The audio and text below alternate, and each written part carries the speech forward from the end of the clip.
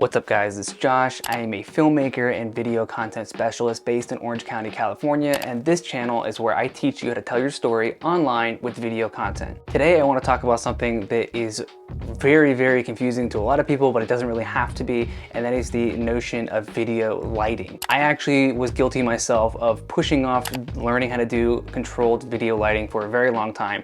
Probably the first 4 or 5 years of my video career, I just used natural lighting and thought there wasn't really any need to learn how to use a video light like the one I'm using right now. I couldn't have been more wrong, and once I learned this video light setup, it honestly kind of felt like a cheat code. So in today's video, I'm going to be teaching you how to get started with video lighting, and it doesn't have to be complicated. I'm going to teach you guys how to do it with a less than $300 setup. I believe it's around $250 to $270, and it's only one video light. So if that sounds helpful to you, go ahead and stick around to the end of this video to see how I do it.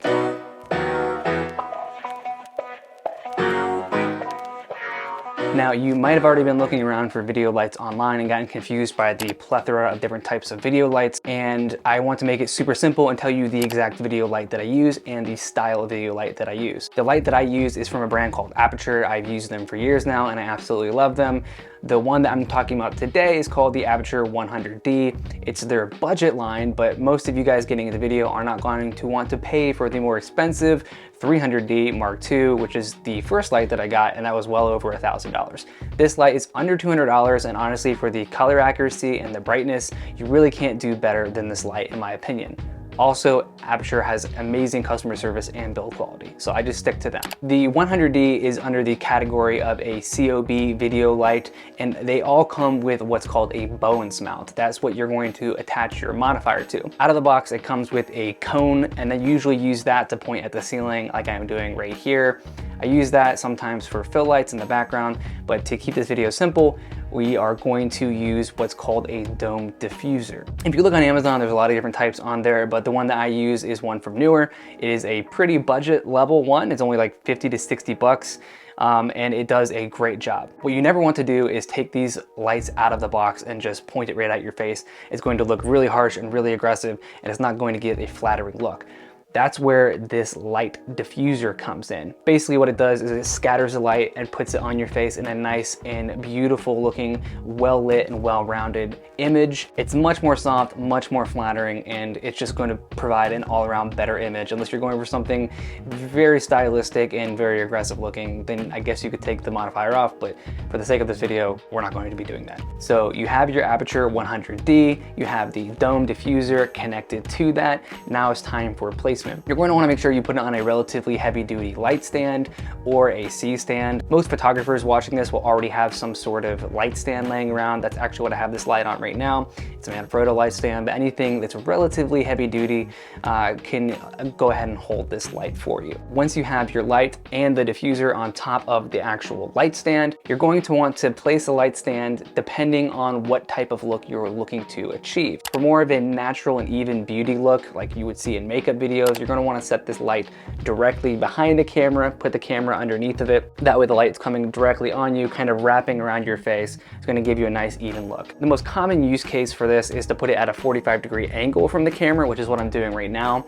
It wraps around the face, provides some little bit of definition on this side where there's negative fill, and it still looks really nice coming from the side. There's not too harsh of angles because of that large dome diffuser. It still looks really nice. Lastly, if you wanted to get it to be even more aggressive looking or even more cinematic and stylized, you could move this even further, maybe to a 90-degree angle from you, like kind of off in this direction. You'd be a little bit more backlit and a lot more angular and more cinematic and stylized looking.